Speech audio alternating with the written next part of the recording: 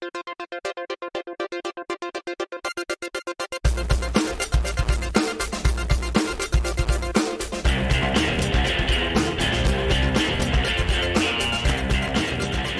to the Mobile Armored Podcast Show, the podcast that transforms into a didgeridoo. My name is Adam Moore, alongside my co-host and best friend, PJ McNerney. PJ, how's it going today? I'm doing really well, Adam. It's pretty fascinating to me. Like, we just had an incredible episode last episode with Assault on Liberty. Really well put together. Yes. You know, just really like solid, made sense across the board. And I think the only other episode that really matched that quality was Rotex. Yes. And in that follow-up to Rotex, Return to Oz, we basically end up with an indigenous people. And I don't know if there's a quota, because we're repeating that same pattern here. Amazing episode, and it's almost like there's something where they have to swing the pendulum back to be like, nope, we need to make sure we're getting our quota of racism in there. Absolutely. And I want to reference the didgeridoo comment earlier. For our listeners, you haven't noticed anything. You've received your weekly dose of madness and mayhem here on the pod. But we've actually been on hiatus for 3 weeks while I went off to do some on-the-ground investigating in Australia. And I have a couple comments to share, if I may take a point of privilege here. Yeah. First is I did, in fact, go into a mine to see what the mines looked like that Miles sent the Aboriginal people into. I'll post some pictures on there. For what it's worth, they looked relatively safe. It was certainly slavery that he forced these people into. But the mines... The mines were OSHA compliant, is what you're saying. They were well lit and very secure. So there's that. On the guards of those mines, did they look like people who should have been in Mad Max or The Road Warrior? Because that was a key part of the guards in that episode. No, and this will sound even more absurd. They were dressed in late 18th, early 19th century peasant garb, because it was at a place called Sovereign Hill, which you can all Google if you want to. I think we have a handful of listeners who are in Australia and may know what I'm talking about. So those are the mines I went into. Secondly, I did have the opportunity to see an Aboriginal man. He was performing as a busker on what's called Circular Quay, which is kind of like right on the harbor there in Sydney. And I wanted to take a picture, but it just wasn't the right moment. I can't really get into it, but it just wasn't appropriate for me to step forward and take a quick selfie with the guy. What I will say, though, is he was not fully dressed, which was maybe part of the reason why I didn't jump in to take the selfie. He was not fully dressed. He had very traditional, what I would imagine is pre-European contact Aboriginal garb on. And so maybe I have to take back some of the things I mentioned during the Oz Effect episode. So my apologies. I don't know. To you, PJ, to our audience, and to the Aboriginal peoples of Australia. You've got a sample size of one, so let's be frank. That's pretty small, and he was operating as a busker, so there's a theatricality about the whole thing. Okay. But good on you for not earning a Buddy Hawks Award for snapping a shot of yourself with him. And like flashing the peace sign or something. But anyways, I just want to let you all know that this is the type of in-depth research that PJ and I do for this show, and you should expect nothing less than this amount of journalistic integrity from this very serious podcast of ours. Very serious. I'm glad we're fact checking here. Absolutely. Well, we are looking at episode 15 of Mask, the Scepter of Rajim, or Rahim. I'm not quite sure exactly the correct pronunciation of it, because once again, to contradict what I just said, we do no research. But in episode 15, Venom steals a magical scepter from an Indian city whose inhabitants hold the Mask team hostage until its return. Tracker must work alone to get it back. And I'd like to say that if that was what the episode really was, it had the potential to be awesome. Imagine in the first 3 minutes, the whole Mask team gets taken hostage, and then Matt, who's used to working with his crack team of agents, has to literally work alone to save them all before they're killed. But no, because that all happens in like the final 3 minutes of the episode. So it's a real bait and switch. It really is. It would be great to have that episode that you're talking about. And then Matt would crack something like, wow, now I know like how awesome Hondo is because I have to do all this stuff by myself. Huh? Yeah. And I'm used to handing it off to everybody else. I'm used to handing it off, but taking all the credit. We'll dive in here. So we open at night, and we're going over the top of a city in India. It's unclear exactly which one it is. But then we cut into a hotel room where Matt is working on his laptop, and Scott is sitting in like 19th century pajamas with the cap and everything on a rattan chair. And T-Bob, who's also in the same pair of pajamas, is crawling around on the ground and like screaming and growling. And my first question was, what bad acid trip have we entered here? When I looked at this scene, I was like, David Lynch either influenced this or was influenced by this scene. Because I don't know why Scott made T-Bob dress up in pajamas. I don't know why he's having T-Bob scream around. This is clearly not T-Bob's idea. I don't know what it was, man. It was just weird. And in fact, Scott yawns and bemoans, telling T-Bob that he doesn't sound like a real tiger. And it turns out that they're all in India dedicating a tiger preserve. I would assume paid by Matt's most generous contributions. And Scott complains to Matt that they've been here a week and haven't even seen a tiger yet. Matt apologizes, but he doesn't even look at Scott. He just keeps working on his computer. And he says that the Sabia tiger is rare, unlike that snake Mayhem.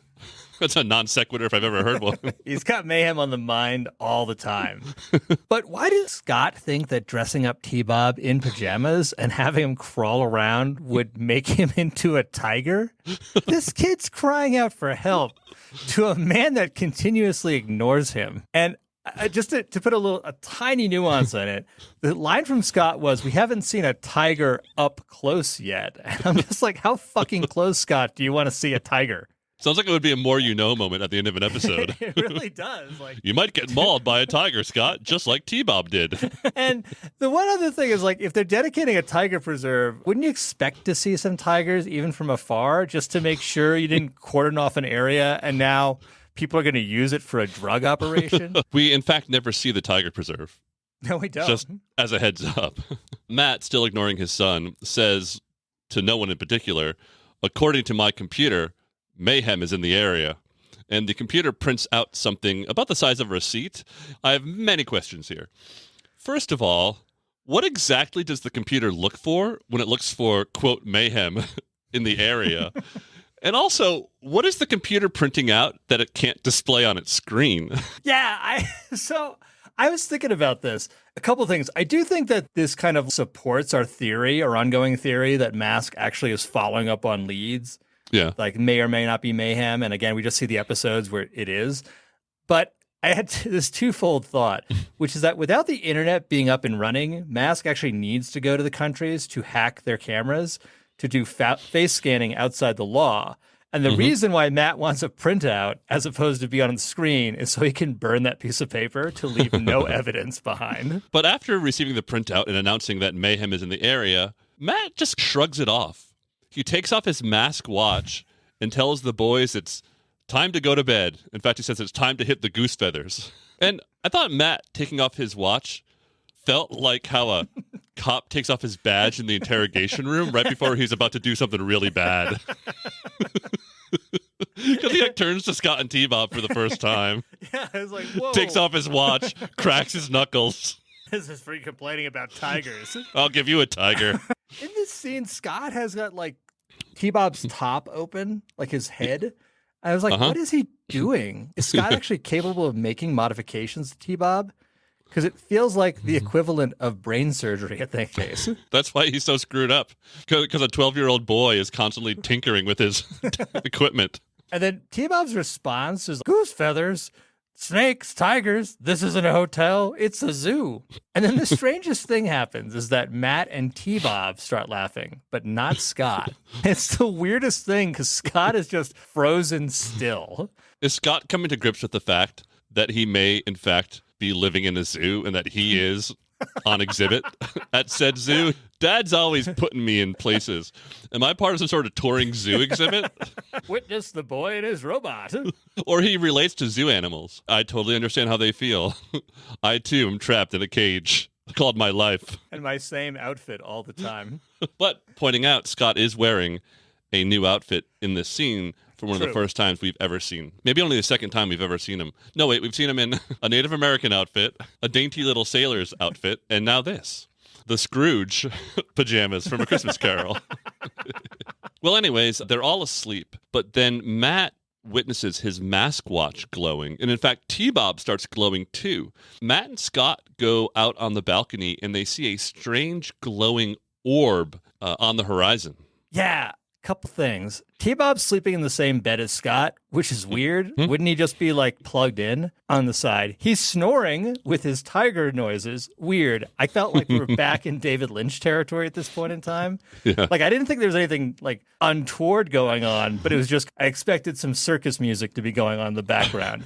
And when Matt starts to like detect it, his eyes are closed, but he says, Scott, lights out. Scott, I said, and then he wakes up to the glowing orb. So Right. he immediately blames poor Scott for this. And then once he actually sees his watch, he is freaked the fuck out. Yeah, no, he's really scared. I thought this was like the same face Matt had when Gloria said to him, I've missed my period. Yeah, certainly. I'm looking at the picture that you put in the rundown right now, and I will share it with everyone on Instagram. He's scared. And then the exchange on the balcony is awesome because it's like, what is it, Dad? Something very strange, Scott. Makes me wonder if Venom had something to do with it. We're going to find out in a second this is a common occurrence every 5 years. But does Matt always think that something out of the ordinary is caused by Venom? That's a really paranoid position to be in. Anyways, we cut to our good friend Sly Rax. And he says, beautiful, right on time, just like you said, Chief. And Miles laughs. He loves his job. And he explains that it's something called the Regime Borealis. What's the Regime Borealis, PJ?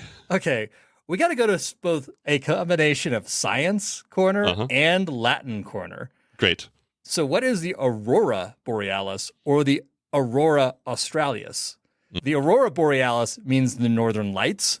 The Aurora Australis is the southern lights. Comes from the Latin aurora for dawn, borealis for northern, australis for southern. And the aurora in this question refers to this phenomenon where solar wind interacts with the magnetosphere to produce this lighting effect. So can the aurora as such be seen from India? Well, in fact, the Aurora Borealis specifically was seen for the first time in India in 2023. So no, it does not appear here every 5 years. Now, to hop over for a second to Regime Borealis, if you sort of combined kind of Indian and Latin here, you would mean Northern Regime. Regime is a town in India, but we are so fucking far out of anything justifiable right now. The writers did not do any research again, but let's just take it for fact that the Regime Borealis was real in the context of Mask. Why is it such a big deal? Let's be really crass here. Like, having a phenomenon like this that occurs every 5 years is not a surprise. It's an amazing tourism opportunity. And I would imagine Matt would have to know about it because he would probably be reading about it in the same travel magazine he did for Solaria Park. Another lazy move by the writers of Mask to just shrug, I don't know, Regime Borealis. So we're in this, it's Miles and Sly Rax and Cliff, and they're hanging out in this room watching the Borealis. And then Vanessa strolls in late. And she claims that, or Miles claims that she was out shopping. And Vanessa doesn't dispute the claim. And I just love that beat about Vanessa. It was great. I think it does continue to prove out like this notion that she's a very bored dilettante.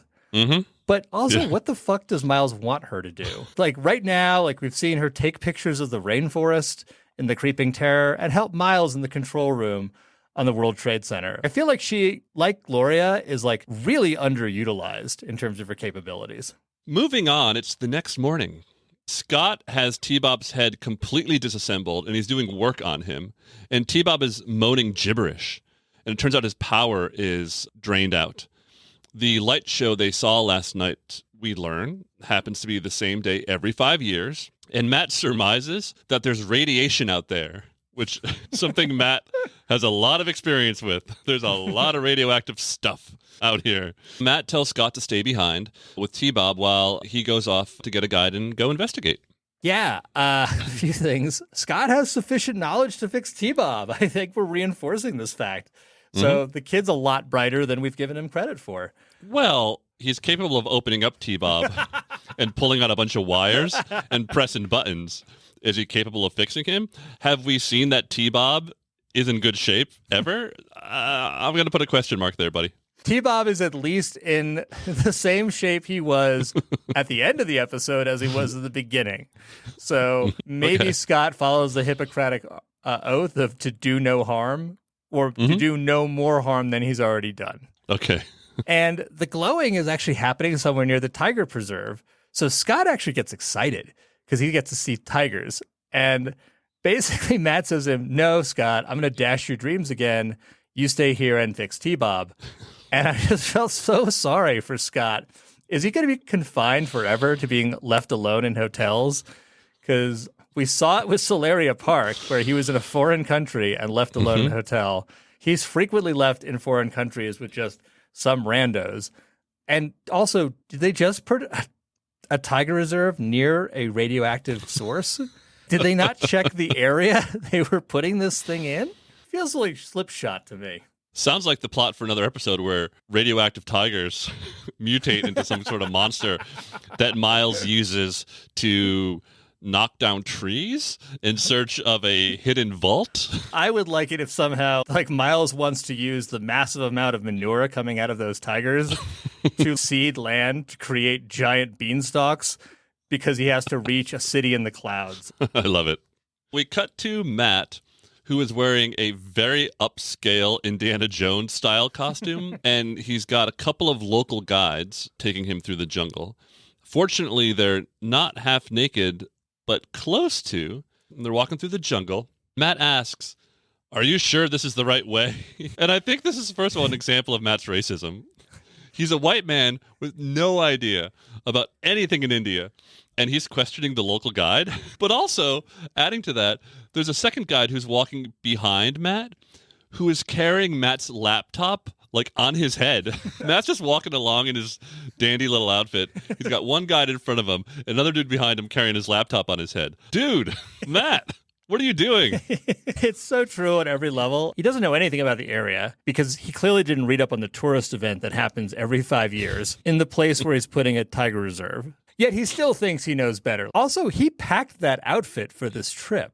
And he clearly wants to show off because that V-neck, if you see the shot, it goes down. He's got the top 3 buttons undone. Check me out, everybody. And I kind of wondered if Matt demanded that the local carry his laptop on his head because he wants the quote-unquote authentic experience. No matter what, this is definitely a nominee for the Buddy Hawks Award. Yeah. A very strong nominee. Very strong. And we're only a few minutes into the episode. So the guides say, we follow the path of the lost ones. Those who enter that part of the jungle never return. Very strong accent, slightly broken English. Once again, nice work, mask writers, on that one. We learn that the legend tells of an ancient lost city and the scepter of Rajim. And suddenly, the guides disappear, and Venom shows up. Switchblade flies overhead and fires on Matt. Yeah, I like it how when Matt's back is turned, the guys are basically like, fuck this dude. He's nothing but a racist son of a bitch. Let's ditch him and his stuff because it's just left there. But Matt's reaction was like, lost cities, lost guides, what's next? And so he's continuing to believe that the guides are lost. He is not letting up on this one point. What kind of research do you think Matt's doing out there in this tiger preserve? So he's funded a tiger reserve near a part of the jungle where people never return. So what exactly is Matt up to here? Like, is he like taking advantage of that for running human experimentation? Oh, I know that this is someplace where people disappear on a regular basis. What a great cover story. Look, Matt's into unusual situations, as we know. Miles, flying up ahead in Switchblade, says to no one in particular, somewhere in this jungle is a lost city, and in it, the scepter of Rajim, and with it, all the riches in the world will be mine. Can you explain, Miles? Suddenly, Switchblade's weapons stop working, and Piranha seems to be in the same situation. I loved it that Miles wants to kill a person who saw the light show the night before and just came out. And I really kept questioning, why are there not huge crowds of people doing the same? Like, this is, again, it's a tourist opportunity. Yeah, and in that case, the mass murder that Miles would have to commit to take out everyone who had seen the light show the previous night. He's just not thinking ahead. Not one of Miles' strong suits.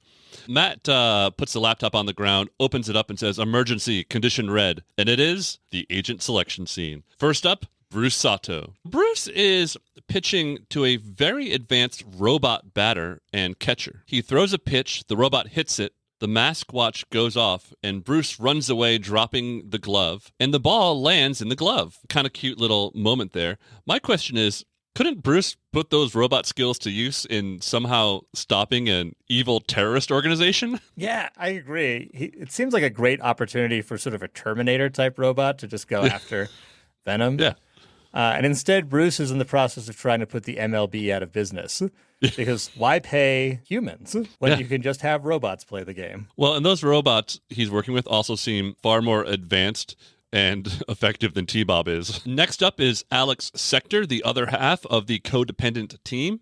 He's presumably in his pet shop, and he's trying to catch a spider with a box trap. The alarm goes off, he runs off, and the spider gets caught under the box, presumably to die of starvation under said box. It's a tarantula looking, it's not quite a tarantula, but it looks that way, like a brown tarantula. And my alternative theory is that spider is actually very deadly, and one of his assistants is going to come along thinking that they're cleaning up the room and is going to get bitten by said spider, who is so hungry, having been under that box for so long. No matter what it is, it will not be a new experience for Alex. Another body to clean up. Next on the team is Brad Turner.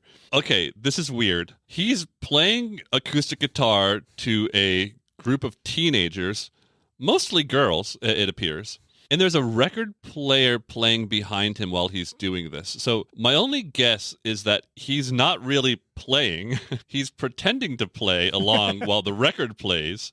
And this is all he's got now since his band broke up. Just pretending to play guitar for a small group of teenage girls. It is such a sad scene across the board. Like, why is he hanging out with a bunch of teenage girls? What happened to Matt backing him and his band?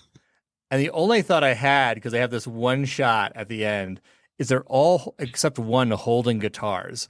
Mm-hmm. And like, I was like, oh, maybe he's teaching them the guitar, but there's one girl in the middle that looks really forlorn. So I wasn't sure if it was like her birthday, and Brad as the washed up star was like her birthday gift, and now he's run off. I don't know. It was pretty disturbing in a lot of ways.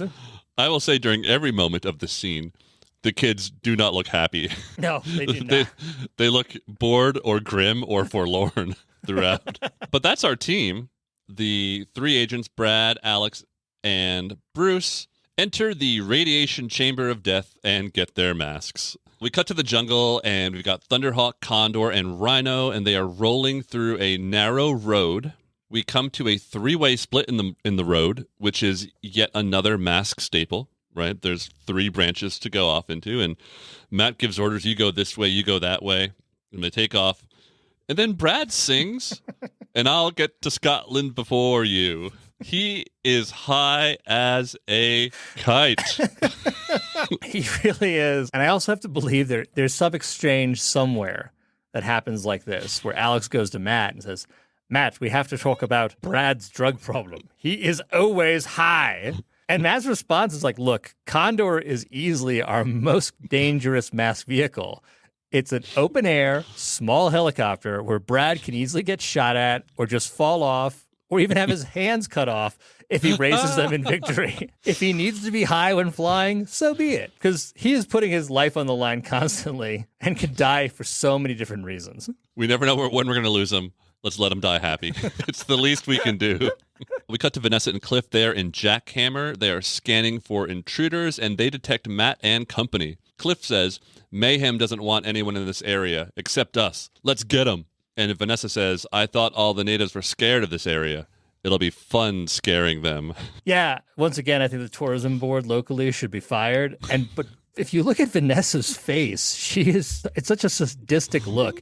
She is ready to fuck some shit up, even just thinking that they're natives. Like, this is really disturbing at this point in time because it'll be fun scaring them. I think she means it'll be fun mauling them. She is, in fact, a bored dilettante, but she is a bored psychopathic dilettante. Anyways, I digress. Back to the subject at hand. Matt encounters Jackhammer. He opens fire. The blast seems to ricochet off of a tree, and it hits Brad?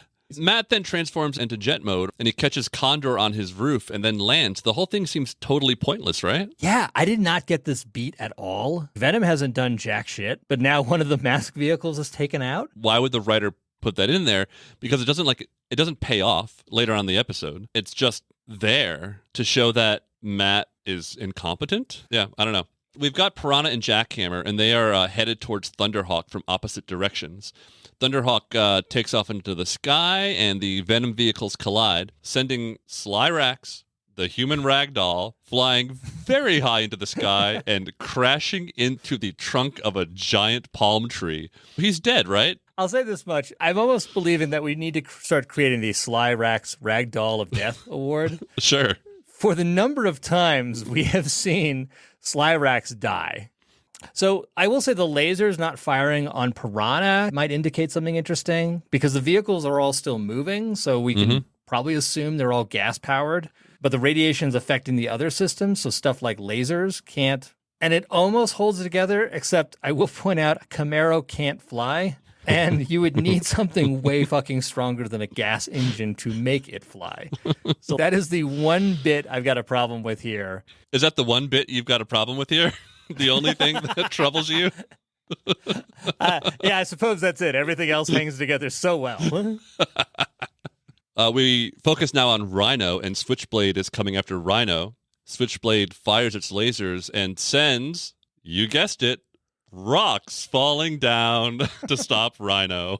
We've seen this now in almost every Mask episode. At some point, a Venom vehicle fires against a canyon wall and sends boulders flying down. Bruce tries to use Lifter, but it doesn't work. I guess affected by the same radiation cloud or whatever. And so to avoid certain death, Bruce and Alex run to hide in a cave. And then Miles, guess what? Shoots the canyon again, causing boulders to fall down, block the entrance to the cave, trapping Bruce and Alex.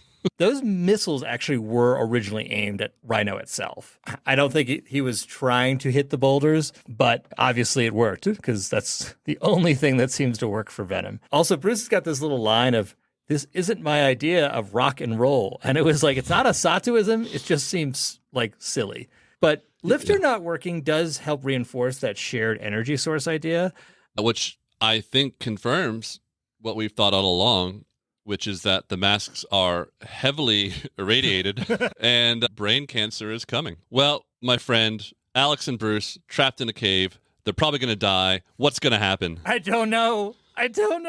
We will find out after these messages. Mask will be right back, and so will Venom. Now back to Mask. And we're back. When we left you, Bruce and Alex were trapped in a cave, certain to die. And now Switchblade turns its attention on Matt and Brad, but he can't take them out because he's out of missiles. Yeah, I actually thought this was like a really nice adherence to the logic they've established. I mean, there's a lot of illogic in this episode, but at least they're trying to maintain some degree where like the concept that the lasers are all powered by that radiation are affected, but you can still launch a missile. It doesn't have like this radioactive source that powers it. Well, Matt and Brad, they discover that there's a small crawl space into the cave. And so they go in to find Bruce and Alex. And instead of finding them, they actually find the entrance to an ancient city. The tunnel they're crawling in has a bunch of low-level radiation, but I assume it can't be worse than what they're wearing on their heads. Yeah, it's pretty funny because as they're moving through it, they hit the part that is obviously like man-made. And Brad's comments are, wow, the walls are smooth as marble. And Matt's like, almost as if they were polished by human hands. They're clearly man-made. They are. Yes. almost as if polished by human hands. I mean, do you think that this structure just happened to be formed by like a ancient volcanic eruption? Well, outside the cave entrance, the masked vehicles are there and they're abandoned, and Venom is tracing their radiation signatures. So the way they're going to get in is they try using stiletto, but that's not working because, again, like they're adhering to their own rules. Can I stop you there for a second? Why is stiletto the right power to use to break a giant cave in? Like, whip would be good. I'd assume anything Miles has would be good. Stiletto just seems like it would bounce off all the rocks. Vanessa's the one who actually has a bomb with her that she bought on a little quote-unquote shopping trip. So I take it that her earlier shopping trip wasn't for local goods. It was she was meeting with arms dealers. Again, she is a bored psychopathic dilettante. Yeah. She's like the Joker. She's a woman of simple with simple pleasures. Matt and Brad keep walking down this hallway, and they discover the ancient lost city of Regime. And they kind of appear to be at the top of a temple. And near the top of this temple is a giant statue of a Hindu goddess, a very curvy Hindu goddess. Did you catch that? I did.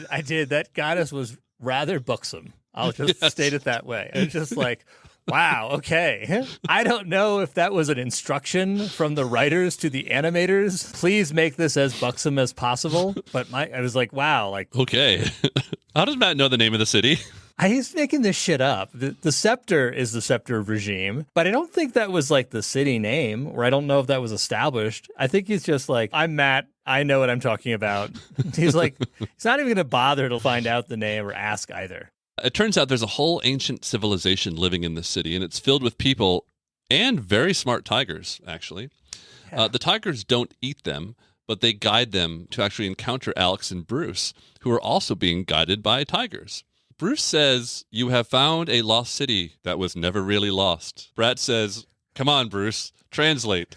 And I think it's actually pretty clear, Brad. You're just being a jerk. That's not a Sadoism. And I think this is Brad's first real foray into the Buddy Hawks Award. Yeah. At least as a nomination. And Bruce is being really clear here. And Brad feels like he's just being a dick and like choosing not to understand it. Alex, by the way, says the people of this city choose to lose themselves here. This is a massive leap of logic. So I'm going to go ahead and nominate this for the Leap of Logic Award for this episode. Yeah. A couple things. It was so weird how they're walking around in masks and outfits that seem like they're aliens. No one in the city is freaked out. They're just going about their business. Did they expect the tigers just take care of any unwanted guests? Alex's comment I took two different ways. The people of the city chose to lose themselves here sounded awfully close to someone saying, these people have chosen to be savages. And notably, Alex is British. Mm-hmm. The other way I thought he was trying to say it to Brad was, these people choose to lose themselves here, like you choose to lose yourselves in drugs, Brad. Yeah, maybe I could see a version of this episode that ends with Brad deciding to stay there. You know what, man? This is great. Funny you say that, because Alex makes a comment that this society has existed for hundreds of years. Here they can enjoy peace and serenity without intrusion from the outside world. And Brad's response is, you mean all these people that disappeared came here? Not exactly my idea of a vacation. He's really shitting on these folks. Totally. Bruce does bust out with another Sadoism here. The plight of modern man is controlled by the touch of his past. And Brad responds, there he goes again. What's that mean? That's the second Buddy Hawks Award nomination for Brad within 30 seconds. Yeah. It's like, Buddy's not around.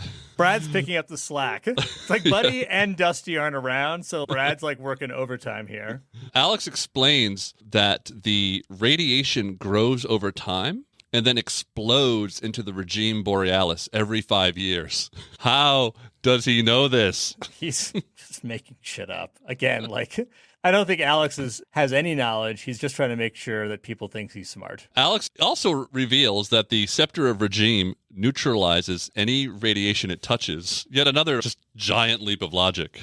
Yeah. There was definitely a WTF on that point in time. I know they show it like going over some fruit, but unless Alex was actually told, and he didn't cite his sources, like by the people who do speak English in this city, unless he's told by them how it works, like he is just making one thing up after another. We can keep on going down this path a little bit. Because of what Alex says, Matt realizes that this is why Venom wants it. And it's like, okay, stop. Miles said the Scepter of Regime would give him all the riches of the world. My question in this moment was, how does a magic wand that neutralizes radiation actually achieve that? And then a few moments later, we cut to Miles, and he explains that he can use it to neutralize the radioactive elements in the security systems that guard the world's greatest riches? Okay. I'm sure there's other ways, though, like a mask that fires acid or a missile. Miles finally explains that all computer surveillance equipment will be useless against me.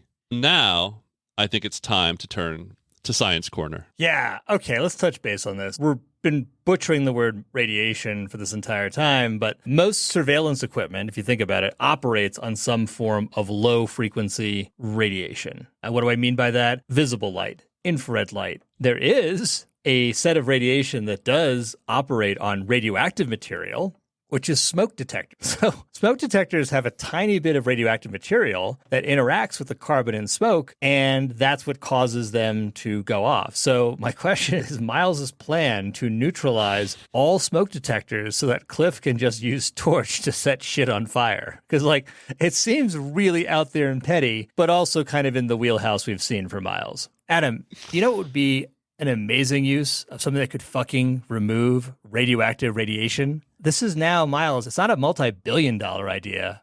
It's a multi-trillion-dollar opportunity. What's a great and non-carbon producing way of actually generating energy? Nuclear fission.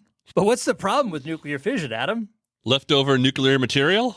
So if you actually had something that could remove that radiation from that material, then basically you could just build as many nuclear fission reactors as you wanted to and solve the world's energy problems. Like, so if this was the idea of how he gets all the world's riches, like that would be amazing. But it's not. He wants to set fire to shit after taking out the smoke detectors. Typical Miles, leaving $1 billion to $1 trillion on the table.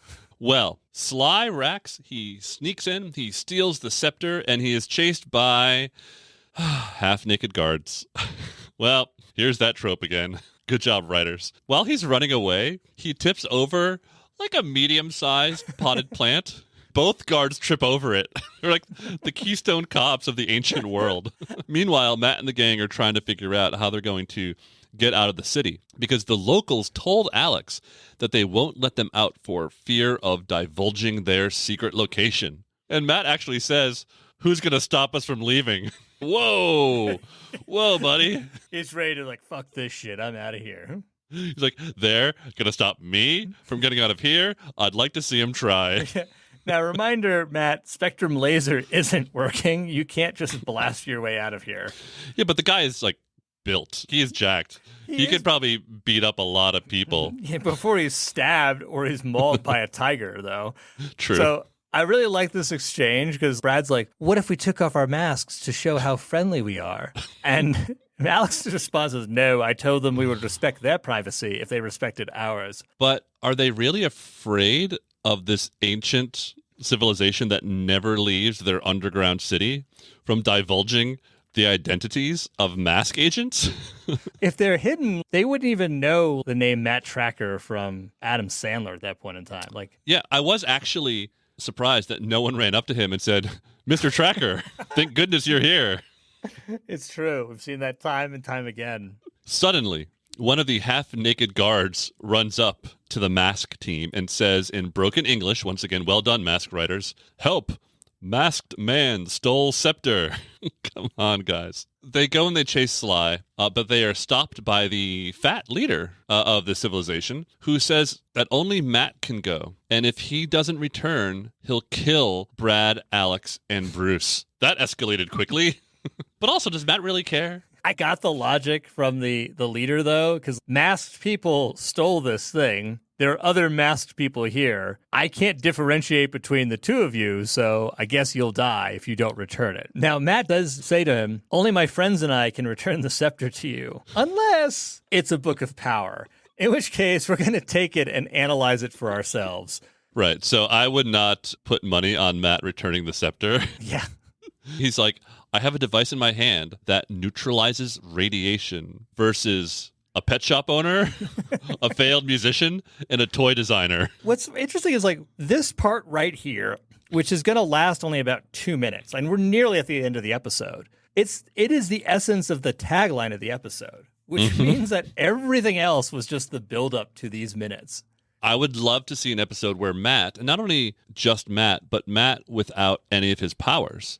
Because what we learn next is that Matt's weapons aren't working, and so he's got to go up against Venom, whose powers are working. Like, the vehicles work once again because Miles has the scepter. Wouldn't you love to see, like, a kind of Rambo First Blood, like, down and dirty type episode where Matt's got to figure out some way to defeat Venom on his own without any abilities? That's cool. That's a great episode of Mask. It would be a very cool episode. Maybe the writers pitched it and then they realized this is actually less believable than the episode we have to write. Like, if this was another mask agent, then maybe, but like Matt is proven to be so incompetent that I don't think the audience would buy it. As I mentioned, Matt does have to go up against Venom without any of his abilities. A great Thunderhawk and Switchblade battle takes place, and Matt's kind of talking to himself. There's got to be a way to use Venom's weapons against them. And there's actually a great maneuver he pulls here. He flies headed straight down to the ground towards Piranha and Jackhammer, who are shooting up at him. Meanwhile, Switchblade is following Matt in this kind of suicide dive, and Switchblade is shooting down at him. Then Matt hits the brakes in like a Top Gun moment. Yeah. Kind of drops below Switchblade, causing the Venom vehicles to fire on each other, damaging them. That is actually a super cool maneuver. It really was amazingly cool. It was smart. Yeah, I almost thought it was wasted on this episode, but it was a great idea. Like, I give full props to Matt on this one. Miles drops the scepter, falls out of Switchblade, and Matt catches the scepter in Thunderhawk. Vanessa asks Miles if they're going back to the Lost City, but Miles says no, and his excuse is, I never liked cats who weren't housebroken. That is the lamest excuse I've ever heard from Venom, or frankly, any terrorist organization ever. Basically, I don't like tigers, so I don't want to go back and try to get the scepter back. I mean, he like, I don't like housebroken cats, but I'm not also willing to murder all of them to get the scepter. Like, you know, Yeah. Because they never actually encounter a tiger. They probably see him from afar, but there's nothing to say Miles couldn't just viper every single one of those tigers to death.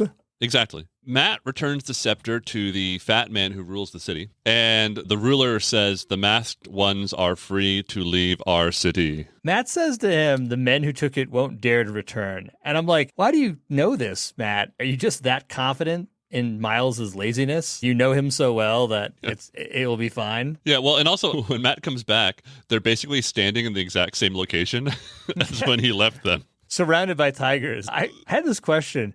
Were they not allowed to sit down? What if they needed to go to the bathroom? It just seemed like super uncomfortable. I bet their suits are like astronaut suits where you can just go to you can just pee in them. Matt's not good with bathroom breaks.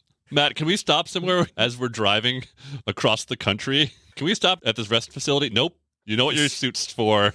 The last thing Matt says to the ruler is, the secret of the city of regime is safe with us. I had a question. Can he promise that about the local tourist board? Well, we are back at the hotel, and Matt, Scott, and T-Bob are packing up. Scott doesn't want to go because he hasn't seen a tiger yet. Yeah, and Matt's like, not tigers. And it's like this funny, fourth wall breaking moment. But God, man, this is what you probably promised Scott in the first place when you brought him here. It just felt wrong. Scott's like, Dad, I've been in this hotel room the entire time, except for the dedication ceremony. And there's no AC. It's been hot. Can we please go somewhere else? Nope, going home. So, yeah, let's tell the story of this episode from Scott's standpoint. T-Bob pretending to be a tiger. They go to sleep. Something weird happens at night. Bright lights happen. Matt realizes it's Venom. Can I come with you, Dad? Nope. See you later. Scott sits in a hotel room with T-Bob. Who knows how long? Tick, tock, tick, tock. Dad busts the door open. All right, we're going home. Like, that's Scott's POV of the episode. That's so sad. We never talked about the travel time from Denver to India. True. Which would probably be like 18 hours. That's so true, right? Because Matt's in the jungle waiting for Mask to show up. He's just sitting there for 18 hours in the jungle. Meanwhile, Scott and T-Bob are still in that hotel room alone. Do they have room service? I hope to God they do. But that's it. We cut to the More You Know episode. We're back at the mansion, so fortunately everyone made it home safe. Scott and T-Bob are playing tennis. Scott is wearing his third outfit of the episode, which is a record for 100%. Scott. Yeah. He's in a cute little Wimbledon-style all-white tennis outfit. And again, maybe this is just because of how you and I were raised, PJ. But this assumes that kids in the mid-'80s understand tennis, a sport which is typically played by wealthy white people at private clubs or mansion properties. I was not exposed to tennis much when I was 10 years old. Baseball, for sure. Dad would take me out when I saw him, would take me out to the AAA Boston Red Sox affiliate while he knocked back a bunch of beers and I had peanuts. But tennis was not big on my radar back then. Nor mine. But they stopped playing tennis. T-Bob is tired. Says, let's get you a cool drink from the tool shed. PJ, you have some property out there in Colorado. I can't remember if you have a shed or not, but let's pretend you do. Where would you keep your cool drinks? I will tell you where I keep my cool drinks. I will also tell you what I keep in the tool shed. Uh-huh. Okay. I keep cool drinks in the refrigerator in my garage. What do I keep in my tool shed? Outdoor tools and pesticides. Maybe some fertilizer. So Scott runs into this tool shed on the Tracker property, and he randomly hands T-Bob some glass bottle. And without a single question, T-Bob begins pouring it seems like a purple liquid, into like the spout on the top of his head. And Matt runs in and yells, Scott, wait, that bottle isn't marked. And Scott says, poison in household cleaners could kill someone. And did you notice he's smiling? I have to believe that he knew 100% that it was poison that he gave to T-Bob. I was like trying to figure this one out. Like, I agree. Why is Scott going to the tool shed for a drink? Only logical answer I had. Does Matt distill liquor in there? And so therefore he has other stuff. But what is it that T-Bob drank? Because it's either purple or blue. I couldn't tell. Mm-hmm. Which could be coolant, which is dangerous for humans. Yeah. But would make sense for this poor beleaguered robot. And water would actually be bad for T-Bob, and he would short circuit. And then finally, why is T-Bob just putting random fluid into itself? I know. But Matt's response to all this, by the way, is always keep poisons and household cleaners labeled. But he has this knowing wink. What the fuck is up with that? He's smiling, Scott's smiling, T-Bob is falling apart, having poured poison into him. But if Matt is so concerned about household cleaners, why aren't they labeled?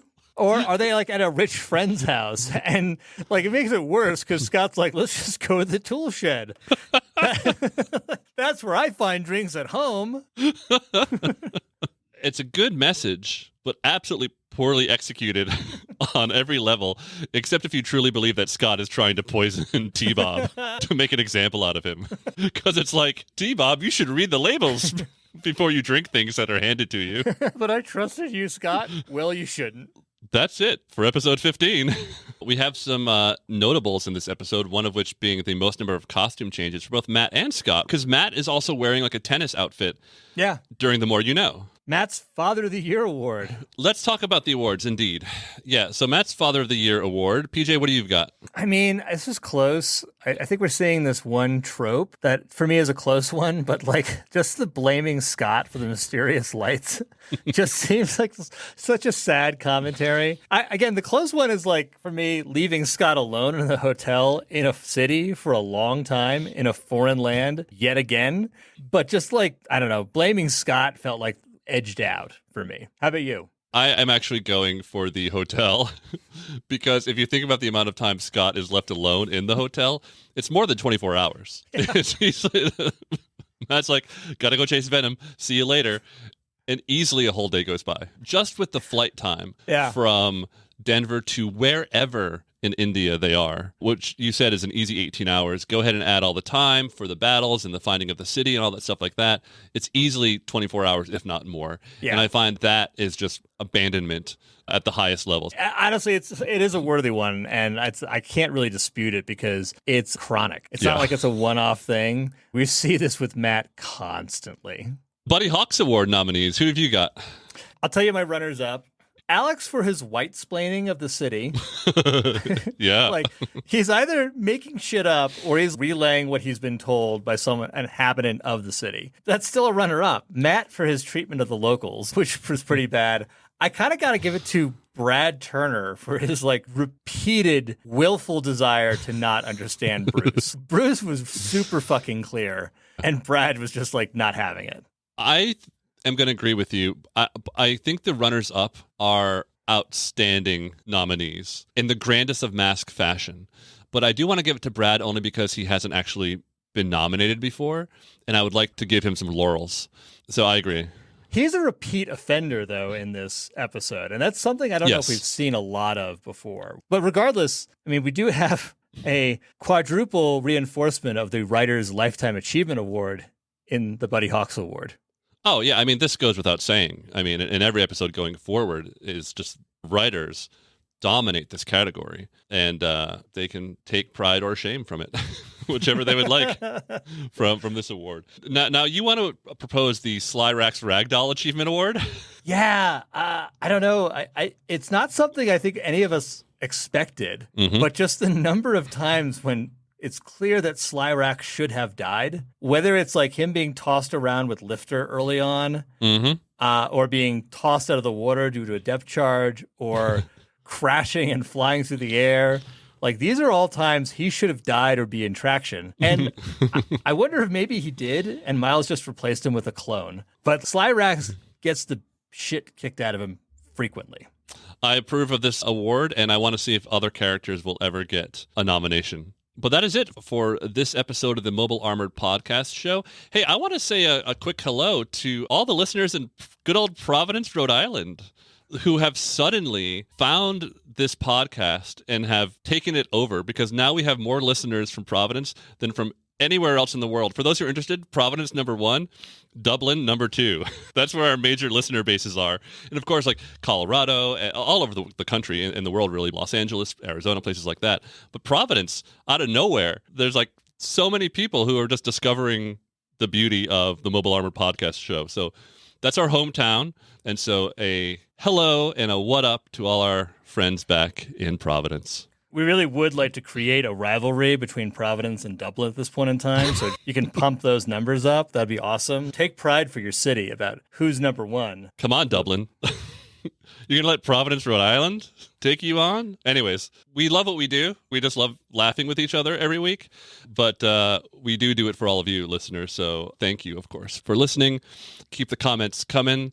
We've got a fun guest host to announce next week, so stay tuned for that. But next week's episode 16, is The Golden Goddess. VENOM steals golden relics from ancient temples in Singapore using a special gas that liquefies gold and smuggling it by pumping it secretly through a pipeline. That's not convoluted at all. I wonder if Venom's just what's near India? Singapore. Let's just stay in this hemisphere. Wait, is there an ancient temple? There is? Good, because that's where 99% of my schemes begin. If there's ancient temples and caves, we're in. Well, this podcast has to transform and head back to HQ. I am Adam Moore. And I am PJ McNerney. Bye-bye. Bye-bye. The Mobile Armored Podcast Show is written, produced, and edited by Adam Moore and PJ McNerney.